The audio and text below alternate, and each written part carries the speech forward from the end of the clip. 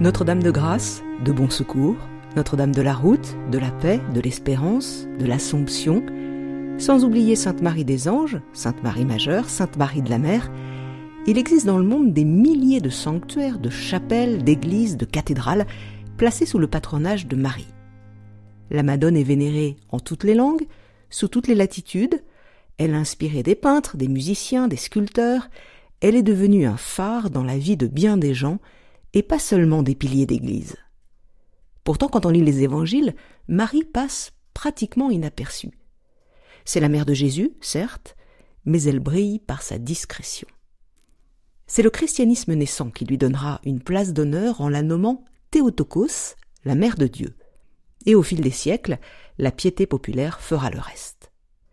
Arche d'alliance, sainte, consolatrice, vierge, reine, fontaine scellée, les titres mariaux donnent le tournis, et la statue, si belle, si haute sur son piédestal, peut soit nous fasciner, nous laisser de marbre, ou carrément nous indisposer.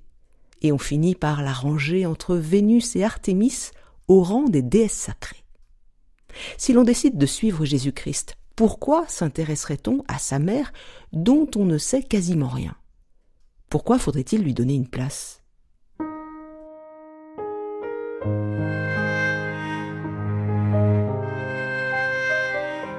L'Esprit Zindel, un podcast pour penser l'homme et Dieu autrement.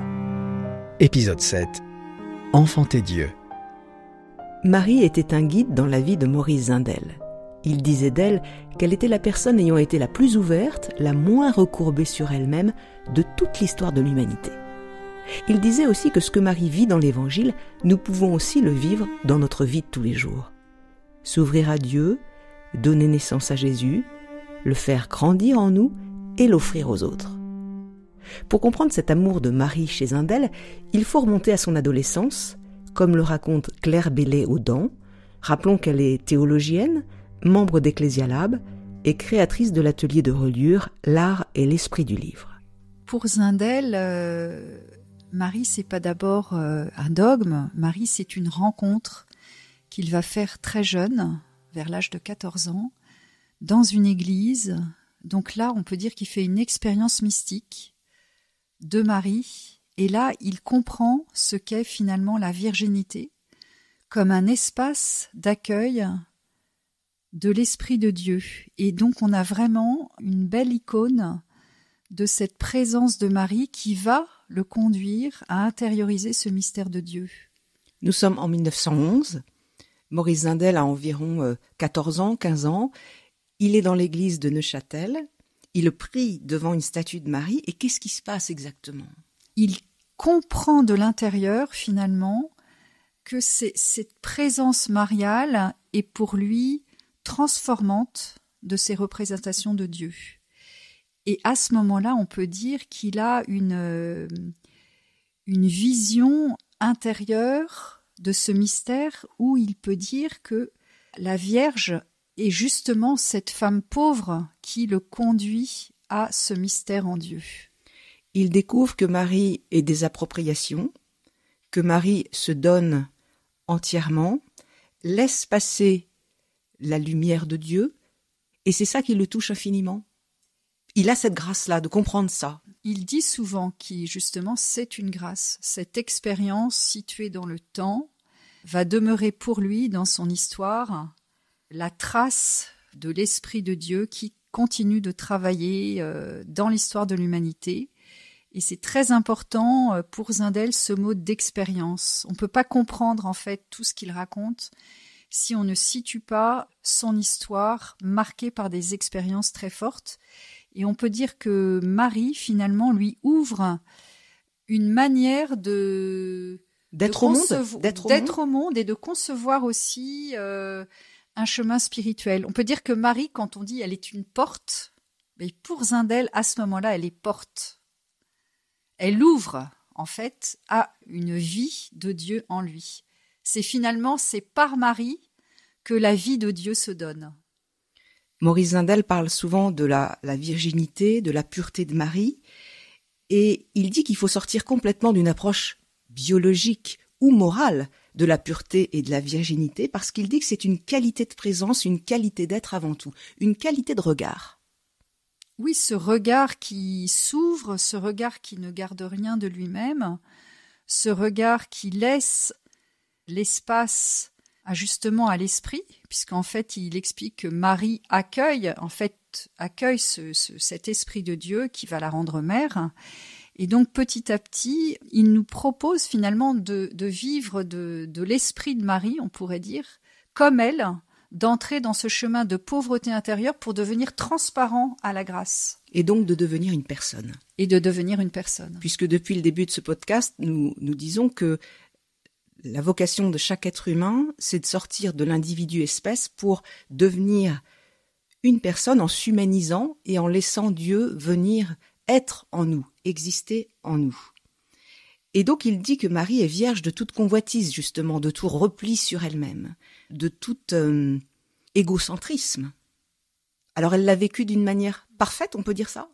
Je ne sais pas si on pourrait dire qu'elle l'a vécu d'une manière parfaite, mais elle l'a vécu comme le Christ lui-même a vécu en son humanité, avec des questionnements, avec son chemin intérieur. Mais ce qu'on peut dire, c'est que comme le Christ, elle est toute tournée vers son Fils, elle est tournée aussi vers le Père, et donc elle peut nous apprendre ce chemin en fait de dépouillement pour accueillir la présence.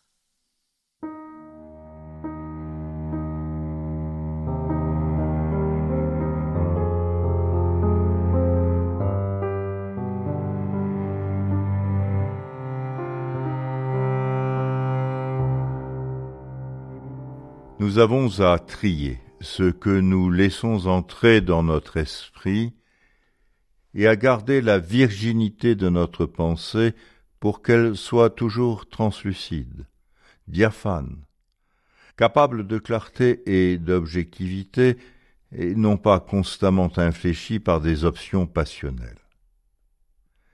Il y a une virginité de l'esprit, c'est la seule virginité. C'est une virginité de l'esprit sans laquelle l'homme ne peut pas déployer toute sa puissance intérieure, ni devenir source et origine. Une virginité de l'esprit qui nous introduit dans un univers tout neuf. Quel renversement de toutes les perspectives et toutes les situations. Ce n'est plus la fonction qu'on occupe, ni le rang que nous donnent les autres, ni notre activité extérieure qui nous situe dans l'ordre d'une existence authentique. C'est en nous, cette virginité de l'esprit, ce dépouillement, cette ouverture, cette transparence qui fait que, dans une seule pensée d'homme, si elle est évacuée de toute limite, toute créature refleurit. Tout l'univers fait un nouveau départ et l'homme et Dieu tout ensemble s'y révèlent avec leur nouveau visage.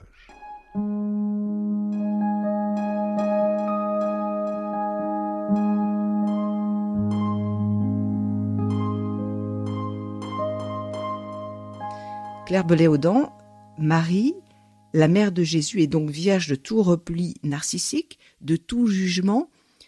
Elle filtre ce qui arrive de l'extérieur, elle le fait naturellement, elle repousse ce qui l'inclinerait au repli. Oui, c'est-à-dire que pour Zindel, elle est vraiment la femme pauvre, avec un grand P. Et en fait, c'est très mystérieux, parce qu'en fait, il va contempler Marie, justement dans cette posture d'ouverture totale, où elle accueille ce mystère de la pauvreté en Dieu, qui s'incarne en son Fils. Donc on peut dire que là aussi, il y a pour nous-mêmes un chemin qui s'ouvre. En regardant Marie, nous pouvons comprendre comment notre chemin de pauvreté peut s'accomplir. Dans cette ouverture à un espace intérieur, pour ce qui est dit une renaissance, pour un déploiement de notre vie créatrice, c'est-à-dire cet espace de virginité en nous permet de faire naître un monde tout neuf. C'est d'autant plus difficile aujourd'hui que nous sommes sans arrêt sollicités par nos proches, notre travail, mais aussi tous les réseaux, toutes les informations, toutes les images, tous les sons qui nous envahissent. Donc il y a une opération de tri, de discernement, de voir ce qui nous élève au sens relie aux autres et ce qui nous replie sur nous-mêmes. Oui, et justement, une expression qui revient très souvent dans la pensée de Zindel, c'est cet homme robot. Et par rapport à tout ce que nous vivons dans la modernité, il me semble qu'il y a une vraie cohérence à sortir de cet homme robot pour justement entrer dans ce qu'il appelle l'humanité personne. Et cette humanité personne, elle est justement en plénitude dans la Vierge Marie, dans cette mère. Et cette mère nous apprend nous-mêmes à, pour chacun, devenir mère et mettre Dieu au monde. Porter Dieu, mettre Dieu au monde, faire naître Dieu. Nous y reviendrons, mais déjà sur la personne de Marie, c'est une personne, elle laisse résonner en elle la présence. Et Zindel, reprenant la tradition de l'Église, dit que depuis sa conception, elle est une personne, c'est-à-dire qu'elle est ouverte. Elle n'est pas repliée, mais qu'elle est ouverte. Oui, l'ouverture, en fait, est vraiment une forme de présence au monde. Et il y a, on peut dire, un combat spirituel. Zindel nous le suggère très très souvent, c'est-à-dire il faut toujours lutter pour que l'esprit d'appropriation, cet esprit instinctif de possession, prenne le moins de place possible. Et on peut dire que la figure de Marie est là pour nous guider, puisqu'elle est la femme pauvre.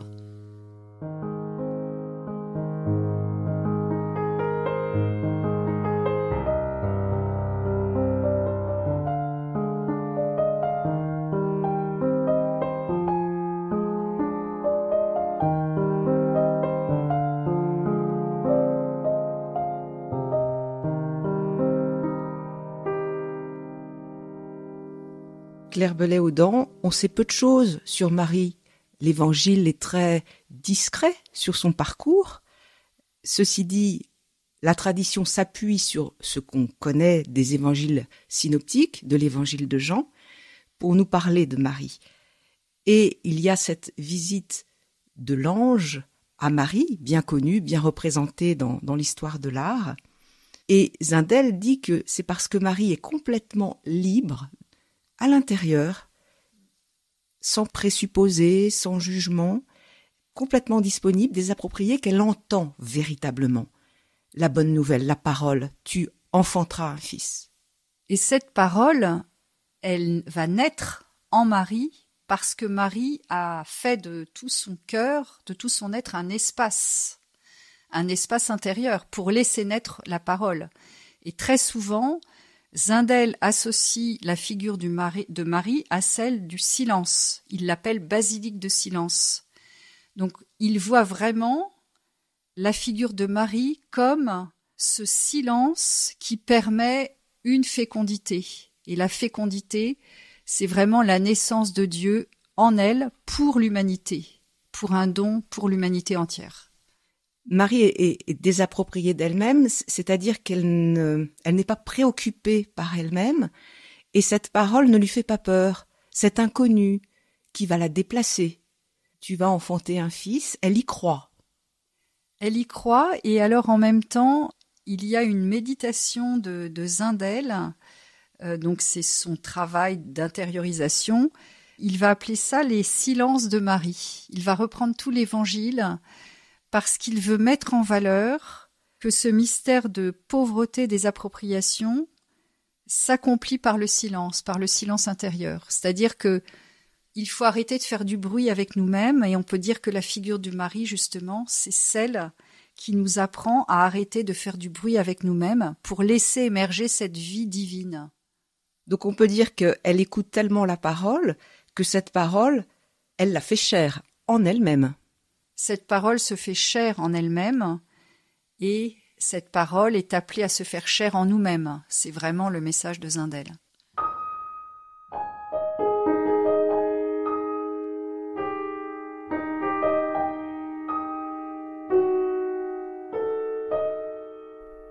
La très sainte Vierge est une sorte de sacrement. Le sacrement de la tendresse de Dieu pour nous, car Dieu est aussi Père que Mère. Et puis elle est surtout la mère du Christ en nous, car la maternité de Marie n'est pas une maternité dans le temps, c'est une maternité dans l'éternel, parce qu'elle a conçu dans le don total et absolu d'elle-même, parce qu'elle nous a adoptés tous dans cet accueil de tout son être à Jésus. Sa maternité ne cesse pas.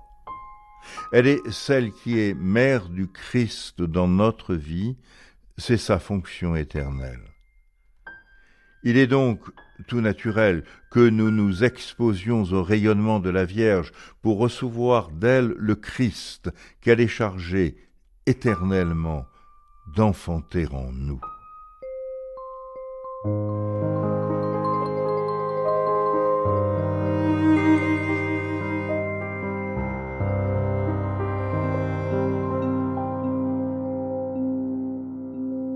Claire Bellet-Houdan, Maurice Zindel dit que Marie est la mère du Christ dans notre vie aujourd'hui. Donc elle nous montre ce que c'est que d'être une personne ouverte, et en plus elle nous aide à faire naître Dieu en nous. C'est ce que dit Maurice Zindel. Oui, elle nous aide à faire naître Dieu en nous, et quelque part c'est aussi là qu'émerge une nouvelle image de Dieu, c'est-à-dire Dieu est mère, et Zindel va jusqu'à dire Dieu est plus mère que toutes les mères. Donc c'est très intéressant parce que il arrive à exprimer ce mystère de Dieu par la contemplation de Marie, de la personne de Marie. Donc on peut dire que toute personne est comme Marie, appelée à porter le Christ, à l'enfanter. Donc ça c'est très très beau. Et c'est pour l'être humain une responsabilité. Et il dit, il a le terme de sacrement. Nous avons, comme Marie, à devenir sacrement d'une présence de Dieu au monde. Sacrement, ça veut dire signe, en fait. Signe. Symbole. Signe, oui, symbole, oui, tout à fait. Donc, ce qui s'est passé pour Marie se passe aussi pour nous. C'est une responsabilité, une mission, une vocation, un appel. Et donc, la grande question, c'est avons-nous suffisamment conscience de cette mission qui n'est pas d'abord une mission de parole, de prêcher Dieu, mais de porter Dieu. Et je trouve que là, il y a quelque part une nuance qui est importante si nous pensons au fait que chacun est appelé à porter Dieu, et Zindel ira plus loin, non seulement à le porter, mais à le laisser rayonner. Nous sommes tous appelés à être mères de Dieu. Ce qui signifie dans la vie très concrète qu'il s'agit moins de faire que d'être. Exactement. Ça signifie quoi très concrètement ? Eh bien, par exemple, je rentre dans le métro et je suis assise simplement et mes yeux se posent sur le visage d'une femme qui a l'air vraiment très, très, très en souffrance.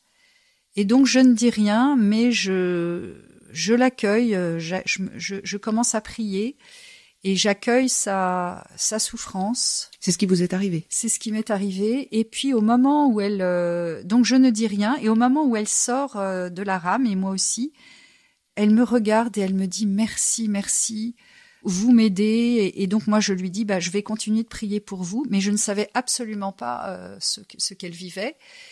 Et donc à ce moment-là, je prends conscience de cette présence de Dieu en moi et que finalement, même si je ne parle pas, il y a un rayonnement qui me dépasse complètement.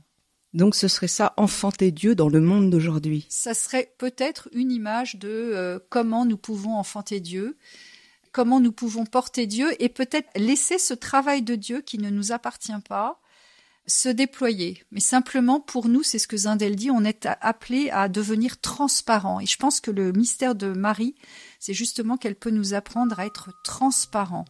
Elle a été toute transparente.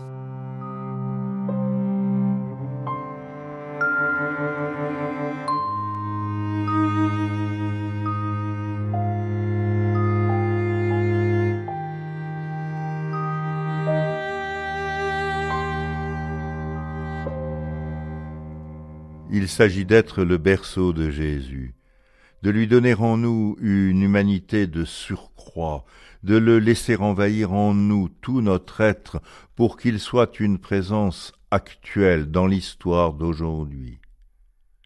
Il n'y a pas un instant où notre absence, notre indifférence ou notre refus ne mettent en péril la vie de Dieu dans l'histoire.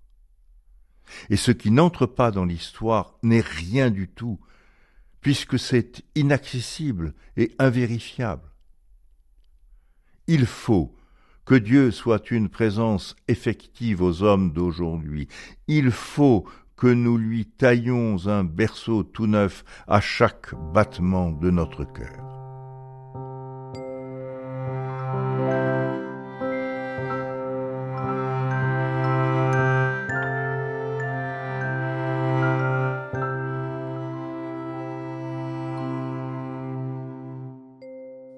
Claire Bellet-Audin, Noël, c'est donc une belle fête qui commémore la naissance de Jésus, un jour du temps, mais pour Zindel, Noël, c'est maintenant en chacun d'entre nous tailler un berceau à Jésus, aujourd'hui.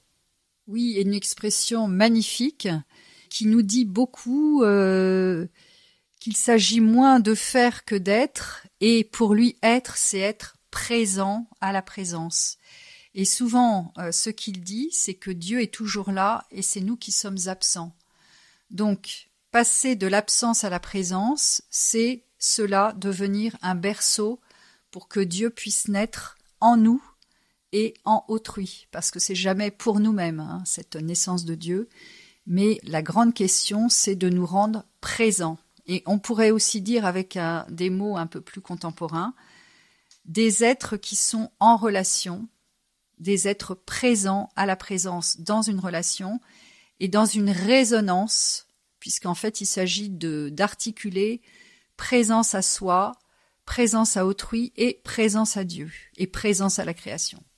Et l'ensemble de la création est concerné, et ça Maurice Zindel insiste beaucoup là-dessus, ce qui rejoint le tout est lié du pape François, c'est-à-dire que si nous nous transformons, si nous donnons naissance à Dieu, c'est l'ensemble du monde créé qui vit d'une autre respiration.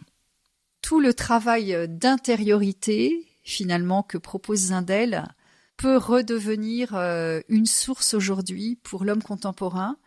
Une source, j'insiste sur ce terme, puisque cette nouvelle naissance, pour Zindel, c'est accepter aussi de devenir source. Mais c'est ce que fait Marie, puisque elle devient source elle-même, elle ne garde pas l'enfant pour elle, ça n'est pas une mère fusionnelle, ça n'est pas Ève des origines, la convoitise, mais c'est la nouvelle Ève, comme dit Maurice Zindel, qui conçoit Dieu pas pour elle, mais pour les autres. Pour le don, pour se donner, ça le don est très très présent chez Zindel.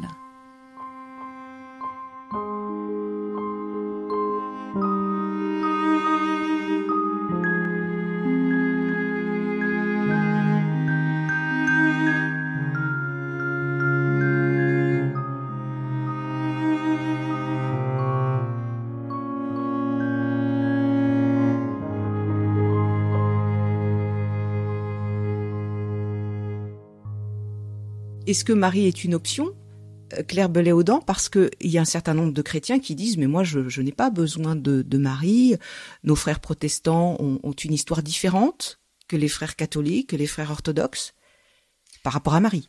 Oui, alors Zindel a bien vu les difficultés d'intégrer la piété mariale dans une conception plus ajustée.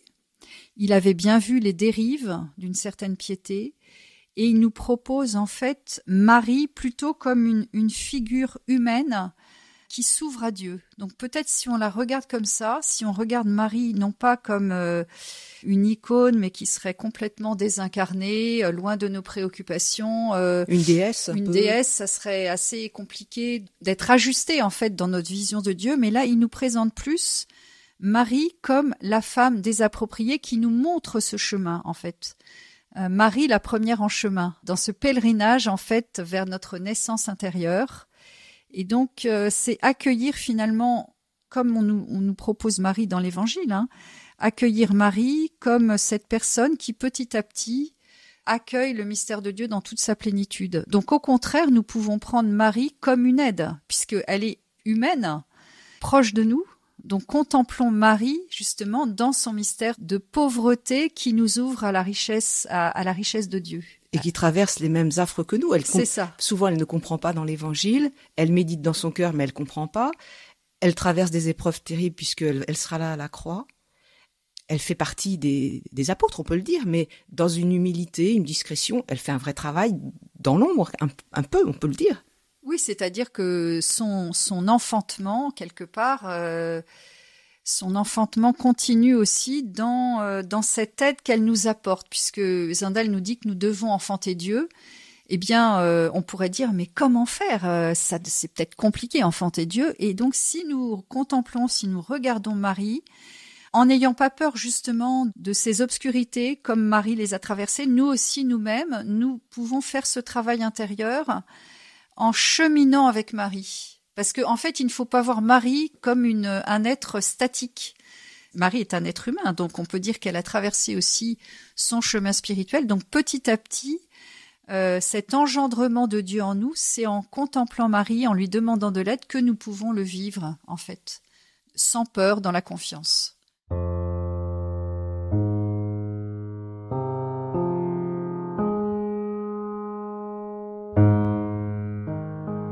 Merci à Claire Bellé-Audan. Vous pouvez consulter son site internet L'Art et l'Esprit du Livre à l'adresse reliure-traditionnel.com. Lecture Pascal Rioux. Voix Hubert Artigue. Musique originale Hugues Laurent. Un podcast réalisé par Béatrice Soltner.